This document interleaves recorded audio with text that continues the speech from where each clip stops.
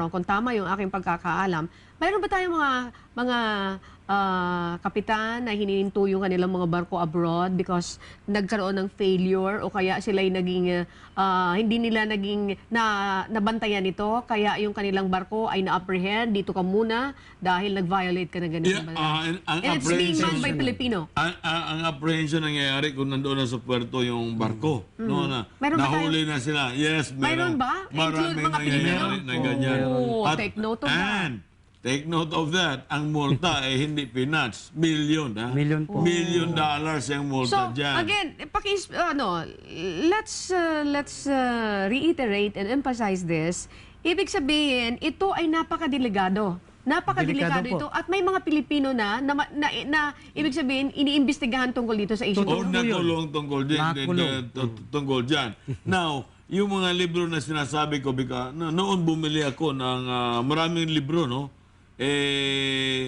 Wala pa yung wala pa yung sinasabi mong oil record book. Okay. Kasi hindi yan parte talaga na okay lang naman magtapon ng lagi sa dagat noong araw. Kaya hindi pa nila sinusulat yan. Now, but with the new conventions, no, sa IMO ay talagang very strict na ang batas. Ang batas at ang mga port authority na just a small sheen or discoloration of the water is enough that you will be sent to jail. Okay. Abroad. Yeah, abroad. Okay. Now, mamaya itatanong ko, susundan ko. Dito kasi sa Pilipinas, hindi ganun tayo ka-strict tungkol diyan. Now, dito po sa usapin ng oil record book, which is very important. Sa inyong experience po, sa 17 years na dito kayo sa ganitong klaseng profesyon, Opo. na-experience nyo rin ba that time nagtatapon kayo sa ano? Wala. Mahirap pong magsalita. Para pong sundalo yan na meron kang pinatay, pero hindi mo sasabihin sa buhay mo.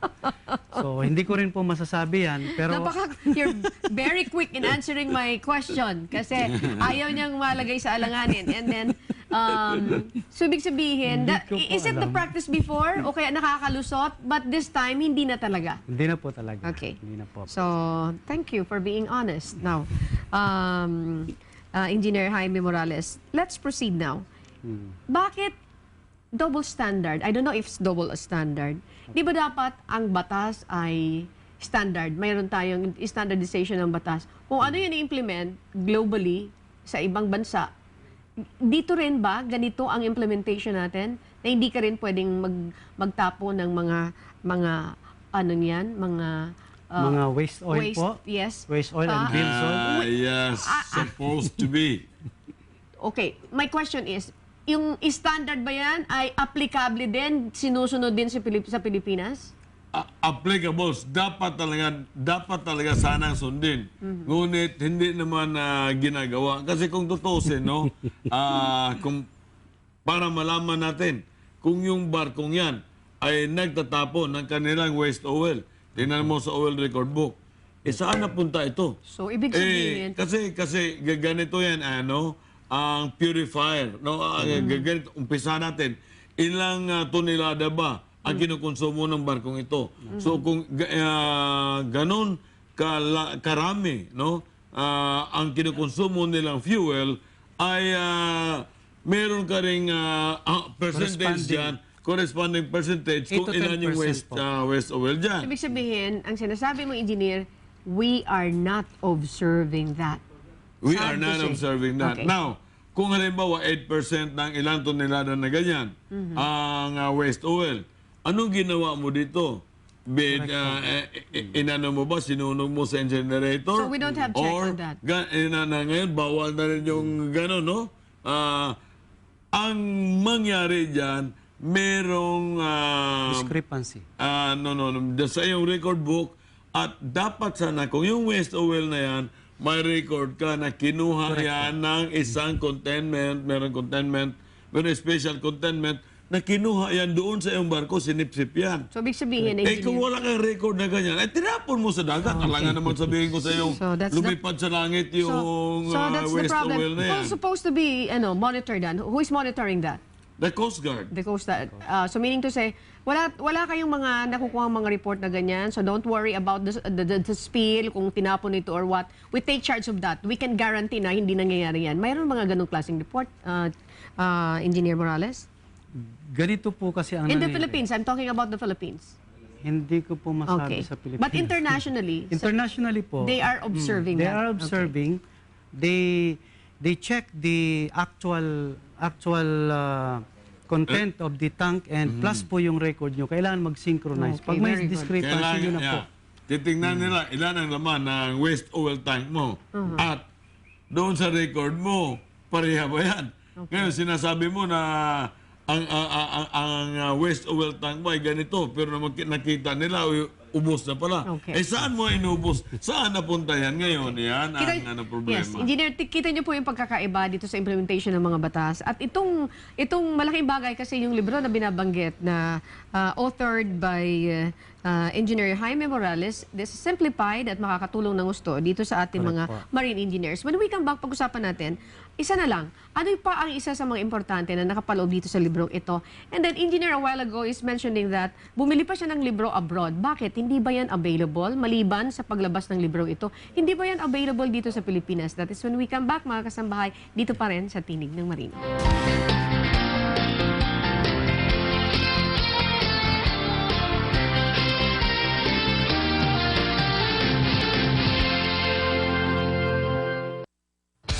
Okay, muli po nagbabalik ang Tinig ng Marino. Kasama ko pa rin ang ating co-host dito, si Engineer Nelson Ramirez. At ang ating panauhin si Chief Engineer Jaime Morales, author, lecturer, mga kasambahay ng isang libro. Now, ang ating paksa dito, Engineer Nelson, ay kung paano may angat ang antas ng kakayahan at kaalaman ng mga makinista sa pandaigdigan ng pamantayan. May tanong ako sa iyo, what else? Kasi na-discuss natin itong oil record book, which is very important, na simplify dito sa libro ninyo. Ano pa? There are 23 chapters. Ano pa yung mga mahahalagang nakapaloob dito po sa libro ninyo? Nakapakipakinabang doon sa mga marine engineers. Hindi lamang pong isang napaka-importante, kundi marami po. Unang-una yung fuel oil calculation. Kapag nagkamali po ng pag-calculate ng fuel oil consumption or nagkamali po siya ng pag-calculate ng fuel oil na kukunin niya para sa barko, maaring huminto ang barko sa gitna dahil sa kakulangan ng langis. No. Ubos na diba? pala. Ubos na pala. Pero Tindi rin pala meron nito. akong chief engineer na nangyari noon ay hindi may paliwanag kung Yes saan po. napunta yung 60 tons. Yes po, ganun po ang mangyari nun. Sa sounding, bakit Yun. hindi magkapaliwanag? Naipaliwanag po ng husto yan dito Meron sa bang nangyayari dyan? Meron po. In the middle of the Ganyan. sea, nag-stop because Yes po. kulang yung fuel? Mangyayari po yan. Kamuntik na mangyari sa amin yan. Kasi May mga ganong ano po na talaga nagda-divert sila ng isang, wala naman po nangyari pero kailangan nilang mag-divert ng isang port na it will cost them thousands of dollars dahil po nag-divert sila, hindi sila dumiretso. Dahil kinapo sila ng langis because of wrong calculation of fuel oil consumption. The one answerable is the... chief engineer po. Chief engineer. And he's liable para sa, liable of what? Being Liable siya doon sa company kasi it entails more expenses. Pero Yes mo po. naman yung isang araw lang ng barko, you are chartered for something like $20,000 per day, $50,000 per day. Pagkatapos, sinayang mo yung araw na yun dahil kakapusin na kayo ng fuel. And not only that yung freshwater generator, no? Marami Yes po, sa ating marami mga pa rin. makinista na marunong mapaandar Yes po. na freshwater generator, pero hindi niya talaga alam yung theory kung Yes bakit po. ba kumukulo Correct po. yung tubig dagat na yan at paano yung tubig dagat nagiging tubig na tabang na iniinom ng mga marino. Tripulante ng Wait, barko. this is the... Okay, narinig ko na yan, pero I want you to explain that. Yung inuming tubig ng mga... Akala ko binabaon yan because uso naman na yung mga bottled waters. Ang ibig sabihin, yung tubig dagat ang iniinom nila, paano ginagawa nila yan? Ha? Kasama rin yun doon sa mga Nandito po yan. sa libro It ninyo. is clearly explained So, here. ibig sabihin nakainom din kayo ng tubig dagat? Yes Yun ang po. iniinom ng mga marino, pampaligo ng mga marino sa loob? Ganun Hindi din? na yan dagat kasi. Fresh water, Ayan. totally fresh Because water. mayroon ng mga... Dumaan siya sa evaporator or freshwater generator. Ayan. So, explained here also. explain ho dito ng mas Ano, malinaw. Opo. Napakahalaga. Pero, teka muna, susugan ko yung sinabi nyo kanina, Engineer Nelson. Kasi during your time, bumibili kayo ng libro sa ibang bansa, abroad. Why? Yes. Is it not available doon sa mga bookstore natin, itong mga librong ganito? Hindi sila naibenta dito, no? Hindi sila Hindi nagbebenta sila dito. available dito sa mga bookstore So, natin. what are you saying? Meron tayong books, meron tayong malala ko ang libro noon na available ay yung red book at saka blue book na parang pirated ata na, mabibili mo doon sa recto, something like Can you- that. yes. Pero ang problema noon and question and answers lang yun. So, hindi talaga ini-explain kung paano talaga nag-umpisa. Yeah, alam mo kung paano ang sagot. Pero kung paano gagawin yan, Walang ganong klaseng wala, explanation. maganda lang yun na gagamitin mo sa review, no? Sa review sa Pero actual na, you are in trouble. Okay. Actual. Okay. Dito po, nagpasalamat tayo because isa kayo sa mga author ng ganito. Opo. Is this the first time na mayroon tayong Filipino author na naglimbag nitong librong ito? Meron na rin po, pero ang doon po sa dating naglimbag na, question and answer din Yeah, po. question and answer din halos. Yung ginawa ni Chief Engineer Marcos po. Yeah, Ferdinand Salamat po tayo sa kanya. Chief Engineer? Ferdinand Marcos. Hindi, not referring Hindi to yung the presidente. former president. Yung kamag-anak siguro. Ah. Okay, mga kasambahay, hindi ko alam na ganito pala ka-interesting yung ganitong klaseng discussion. A while ago, I have to admit this na, what are we going to discuss? It's about the book and the writer. So meaning to say, ganito pala mga kasambahay, ako na-enlightened ako, it's very informative. Imagine, ngayon ko lang nalaman na wala pala tayong ganitong klase mga libro na nabibili before, ngayon Wala lang. And then this is ito, alam mo, parang ako nagpo-promote nitong ano ito eh. Pero sa susunod, may bayad na to ha. Sige, Masabi natin na dapat lahat ng eskwelahan, lahat ng mga training center ay merong kopya ng librong ito. Kasi this will enhance their knowledge. Okay, now, Chief Engineer, can you explain gaano, ako as far as I'm concerned, limited naman yung aking kaalaman patungkol dito, gaano ka importante at kahalaga ang pagtanggap naman ng Marina dito sa book na ito? Are they appreciative? Ano ang kanilang, are they happy nung mayroon kayong nilimbag na ganitong libro? Hindi lamang po yung Marina na sa katauhan ni Dr. Max Mejia. Pumunta po ako sa kanya, ganun din po si Congressman Cesar Sarmiento. Siya po ang House Committee on Land Transportation Chairman. Pumunta po ako at sila po ay talagang nagpapasalamat dahil sa totoo lang po, wala po talaga tayong libro na kumbaga pwede nating sabihin all-in-one. Meron ka pong Sa Coast makikita. Guard? Sa Coast Guard, hindi pa rin po ako nakapunta. Dapat Okay. paalam din natin to sa Coast Guard. At So ano saka sabi lahat ni ng mga Doc eskwelahan. Mejia is appreciative siya? Appreciative po siya at sabi niya makakatulong talaga ito ng malaki para maiangat natin ang antas ng kaalaman ng mga marinong, lalong-lalo na po yung mga marine engineers natin.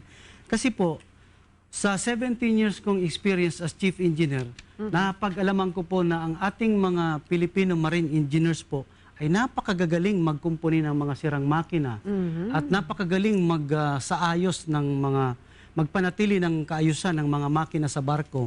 Pero kung magkakaroon pa sila ng theoretical knowledge po pertaining to the machines, ay lalo po tayong tatangkilikin ng foreign ship owners po. Yan masabi natin parang uwido. Yes po. Parang uwido. Yes, uwido lang. Pero ngayon, meron na silang pwedeng... Lalo na sa mga naunang mga marine engineers, parang uwido lang na basta ganito. Okay na yan. Okay na to. Basta tuwing baklasin namin to, ibabalik namin. Maibalik namin yan. Merong isang bolt na Naiwan. merong isang nut. Spare ang tawag doon. Okay. So, Engineer, bago ko po kayo kuhanan ng inyong mga parting message about the topic that we have tonight, Malaman ko muna po sa inyo, kayo, Chief Engineer Morales, doon sa karagatan, habang kayo po ay bumabaybay, naglalayag, sa 17 years new experience and 27 all in all, ano po ang pinaka-worsts na na-experience nyo na you're about to give up? And then, this is it. I don't like anymore kasi eto, nalagay na sa alanganin ang buhay ko. Mayroon bang time na ginawa nyo yun? Meron po. Nung naglinis po kami, masyado po itong technical pero ipapaliwanag ko na sa napakasimpleng paraan. Naglinis po kami ng main engine air cooler po. Di siyempre, i-drain mo yon. Tapos nang ibalik namin, tapos nag-proceed na naman yung barko sa paglayag, bigla pong uminit. Hindi ko na po malaman kung anong dapat kong gawin. Yung pala, na-airlock siya. Pero ang tagal palang, kailangan ang tagal mong i-relieve yun. Parang lalagnatin na ako, hindi ko na malaman. Tinatanong ko na rin yung mga ko, dahil nataranta na rin ako. Pero ang talagang dapat lang palang gawin, ma-release lang pala yung air para mapalitan lahat ng mga tubig. Ganun So, lang ibig po yun. sabihin, Talagang, you're about to give up? What I is am anong susunod na mangyayari doon? Pwedeng maglubog na yung barko? kasi po, nung maglayag na kami, dati, pagbitaw namin ng port, napakakalma. Napakakalmada yung weather. Pero nung nasa gitna po kami, talagang binibira na kami ng alon. So pag hinto ng makina, may tendency po yun, dahil hindi tumatakbo siya, hindi natin ma-maintain yung stability ng barko at pwede pong bumalik. So, yun ang mag-aaring magkakaya ng paglubog. Kasi dapat mamaniobra mo ang barko sa na umaayon sa o umarap sa alon. Ganon. Yan, si engineer. Para hindi ka nalubog. Kasi kung tirahan ka dito sa kostado o tagiliran, may pag-asa ang tumagilid ang barko. Yes. Okay. Mag-capsize. Ikaw naman, engineer, bago sa parting message ni Engineer Nelson, ikaw naman, very quickly, ano yung worst experience mo nung ikaw ay naglalayag and nung ma-experience mo, you're about to give up? Yung hindi naman we are about to give up, pero ilang araw at gabi din halos wala kaming tulog. Yung palang sa lube oil, nilipat nila doon sa fuel oil. Yung waste oil na lube oil, nilipat, hinalo nila doon. Kaya nagtataka, wala, hindi namin nalaman, hindi ko nalalaman na nailipat pala yun doon sa fuel oil, no? Whose fault was that? Si kaninong fault yun? Fault na chief engineer siya, nag-utos ng magpalipat doon. Pero kami, hindi namin alam. So ano na yung naging epekto nun sa barko Ang ninyo? epekto noon, hindi namin makuha yung tamang speed. Biruin mo, binunot namin muna ang injector, sumunod ang fuel pump, tapos tinignan namin ang turbochargers, lahat na. So, ibig sabihin, it took you how many hours? It took you how many hours to fix that? Days, hanggang sa So, naubos it's not yung... easy. Hanggang naubos yung fuel na yun at napalitan na ibang... yung tamang fuel. Nagtataka naman kami, bigla na lang So, ibig sabihin, engineer. bigla na lang bumilis yung barko. So, ibig sabihin, yan ang mga experience ng mga makinista natin. And of course, being the chief engineer, marami rin kayong mga experiensya na dumating sa punto na kayo ay gusto na mag-give up. But at this point, ano po yung gusto nyong i-share, i-impart doon sa mga marine engineers na nanonood ngayong gabi dito po sa Tinig ng Marino? Okay, sir. Yes. Masasabi ko, karamihan sa ating mga marino ay may kulang talaga sa theory kasi wala silang tamang libro na ginagamit nila para malaman nila kung ano ang kanilang dapat gawin. So magpasalamat tayo na meron ng libro na to, and I wish that all the schools, the maritime schools that offers marine engineering will use this book because this is very helpful to guide them on their teaching. Okay. How about you? Anong gusto niyo i-share, Chief Engineer Jaime Morales, sa ating mga marine engineers? Kahit na po tayo ay isa ng professional na marine engineer, fourth engineer, third, second at chief engineer, wag po tayong huminto sa pag-aaral. Tuklasin po natin yung mga patuloy na nagiging dahilan ng problema sa barko, lalong-lalo sa makina, at kailangan po magtrabaho tayo sa makina as a team. Hindi po yung nagsusolo ka. Kailangan po isang pamilya po tayong nagtatrabaho. At bilang isang chief engineer, kailangan maging isang inspirasyon ka sa lahat ng mga tauhan mo para yung mga tao mo ay sumunod at maging i-idolize ka nila, para maging inspirasyon ka nila at upang sundin ka nila at magtrabaho sila nang nang-ayon sa kanilang 100% efficiency po. Okay, well said. Thank you very much. Chief Engineer Jaime Morales, maraming salamat po. Thank you you po. so much. Engineer Nelson, thank you for sharing your experience sa ating mga Thank you, sir. marino na nanonood ngayong gabi. Huwag po kayong aalis because when we come back, sa inyo po ang success story at ang buhay mandaragat.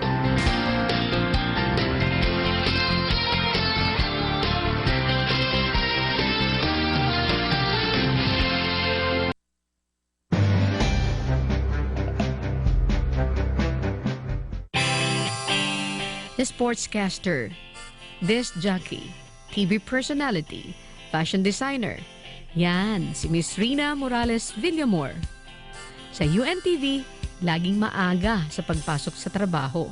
Isa siya sa mga hosts ng popular primetime program na Good Morning Kuya. Ang hindi alam ng marami, dati siyang seawoman, mandaragat, dating nagtatrabaho sa barko. Sa edad na 25 anyos, narating na ni Rina ang mahigit 100 mga bansa sa mundo. Ang kanyang trabaho ay bilang activity supervisor ng isang cruise ship. Kung ano ang ginagawa ng isang activity supervisor ng isang cruise ship, panoorin po natin ito. Isang activity supervisor, kami yung mga nag-organize ng mga onboard tsaka offshore activities. There are some guests who will avail of those activities, and there are some guests who wanted their own activities. So they can do their own, or they can choose to also join the activities that we have provided for them on board. Ang experience ko doon, sobrang napakahirap niya. Natuto ako maging independent doon, especially first time ko malayo sa family ko, at saka first time ko na wala akong kasama nga katulong. Ang pinakamahirap doon para sa isang babae is yung emotional instability mo. Tapos may mga times din na at sea ka, mahihirapan mo silang tawagan kasi yung communication doon sa dagat is mahirap talaga. Kung kayo po ay maging isang seaman or seawoman, basta buong loob nyo kasi kailangan dyan ng tapang ng loob. Tsaka mag-ipon kayo kasi yung mga iniipon nyo dapat hindi nyo lang ginagastos. Gawin nyo yung maliit na negosyo o kaya itago nyo yun for the benefit of your family. Thank you so much. May kasabihan na sa bawat barko, may siguradong Pilipinong marino.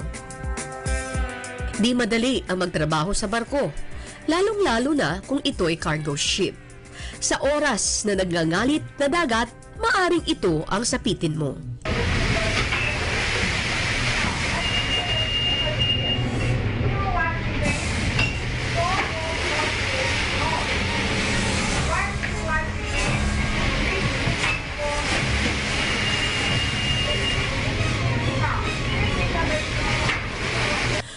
Handa na ang rescue helicopter na ito na iligtas, sumagip sa tila palubog na barko.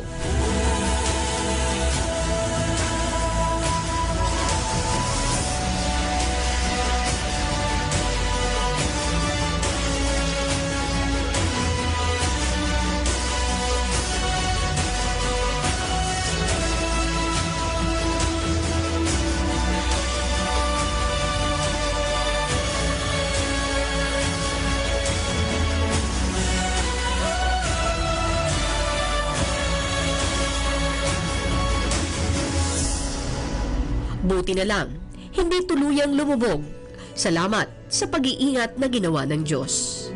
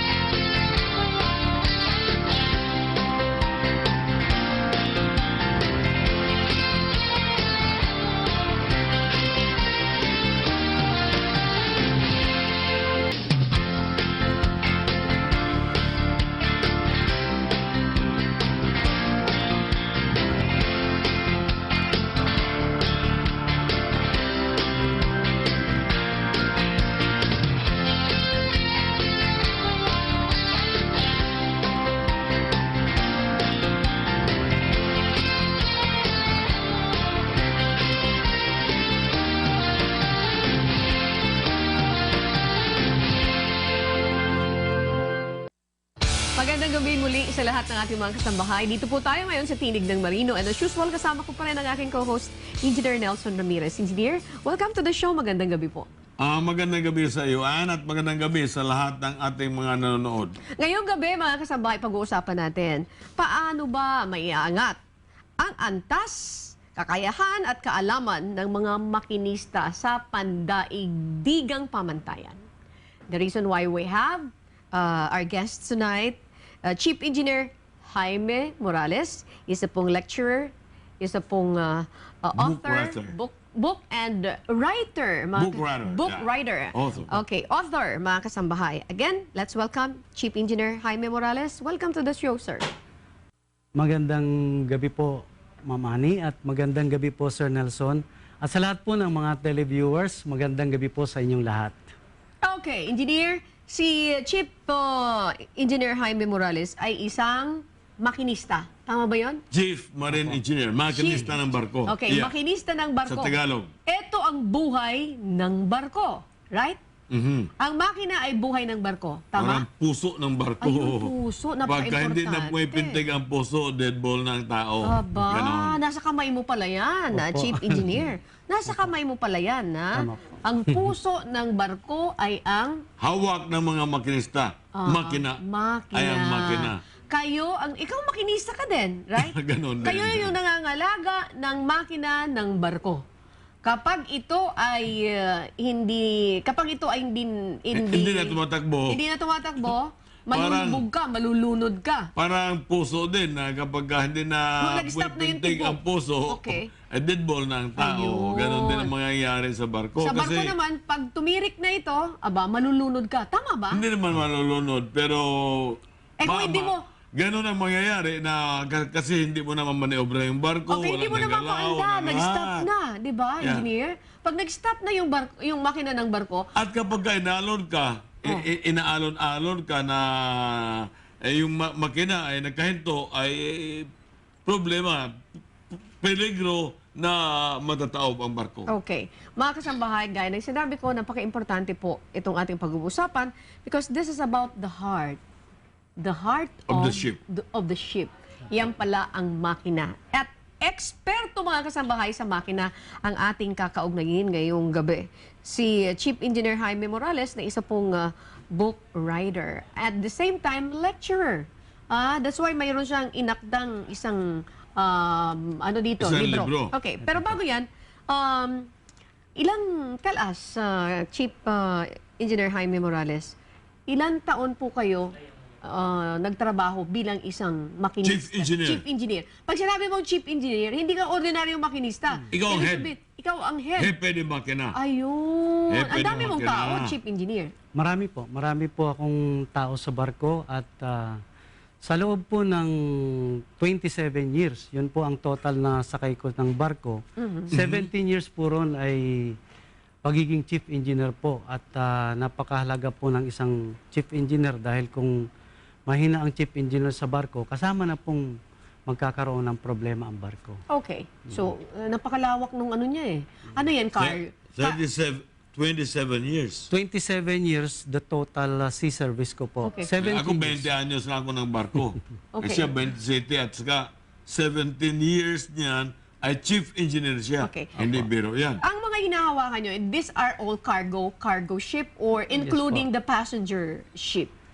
Ang experience ko po ay very large crude carrier.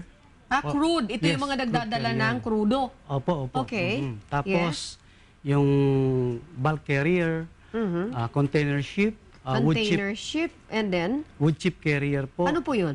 Wood chip, yun mga kusot, yung mga small Kahoy. chips, yung mga kahoy po. Kahoy, wood chip carrier.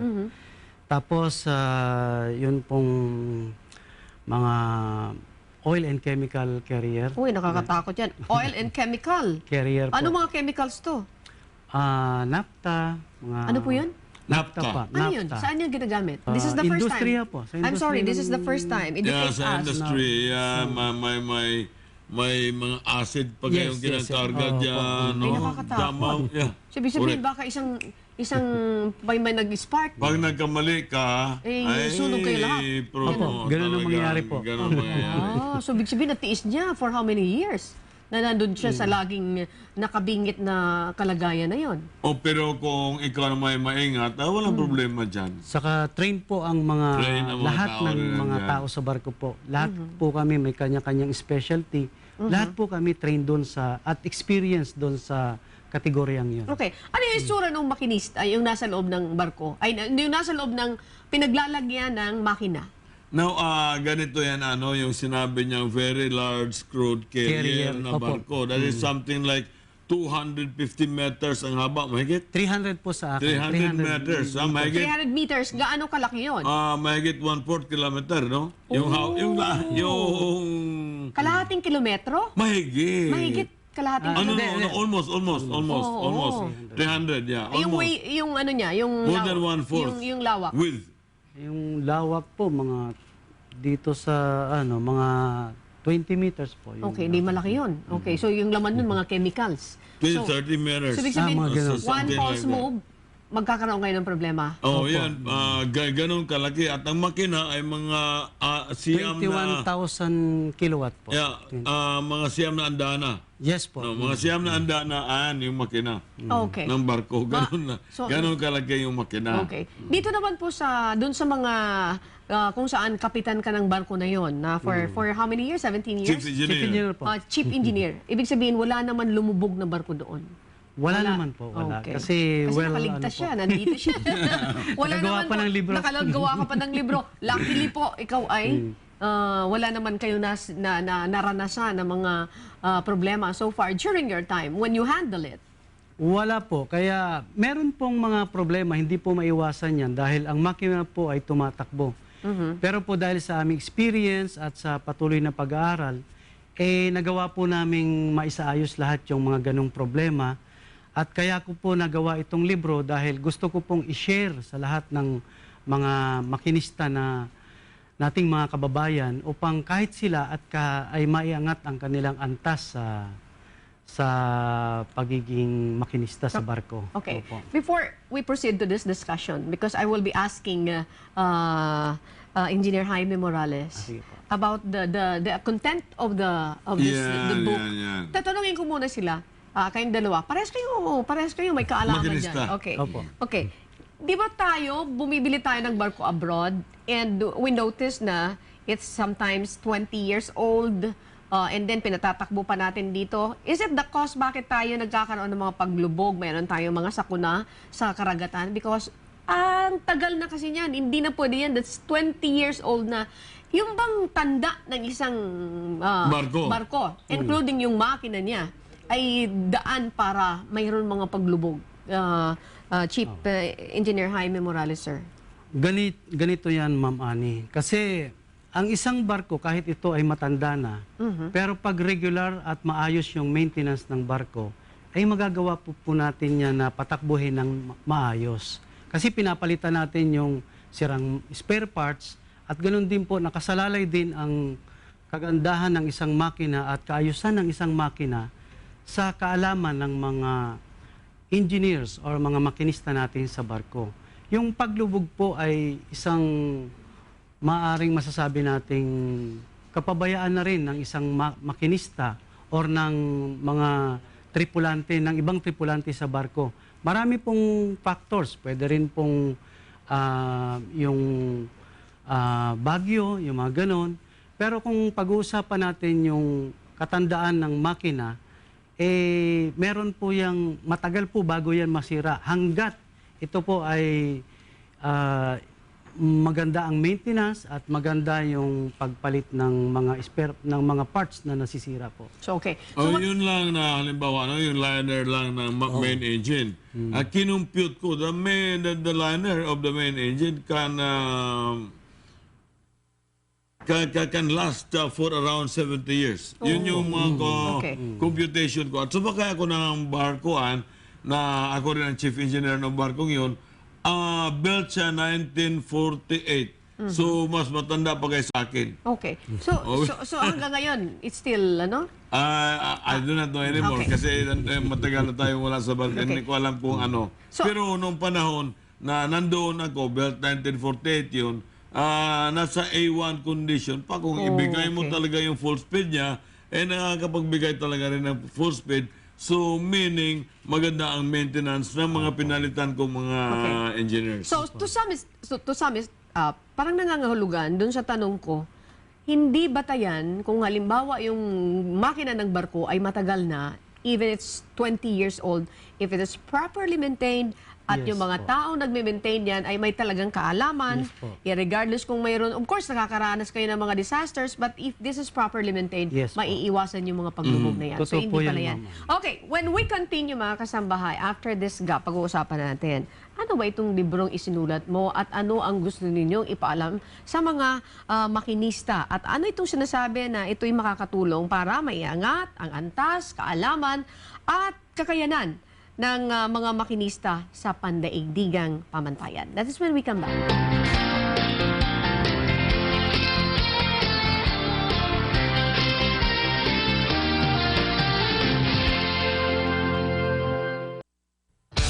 Muli po nagbabalik ang Tinig ng Marino. Balikan po ulit kayo, pares kayo. Engineer is makinista. Si Chief Engineer Jaime Morales, 17 years na Chief Engineer. Chief Engineer po, mga kasambahay. At 27 years lahat bilang experience ang karanasan niya sa makina. Hinog na hinog. Okay. Hinog na hinog. And that's the reason bakit ka nakagawa ng libro. And Opo. talking about the book, ano itong libro na sinulat mo at ano ang kahalaga nito sa mga marine engineers? Yeah. Mga marine engineers ang Mga tawag marine doon. engineers ang Okay. tawag. Yes.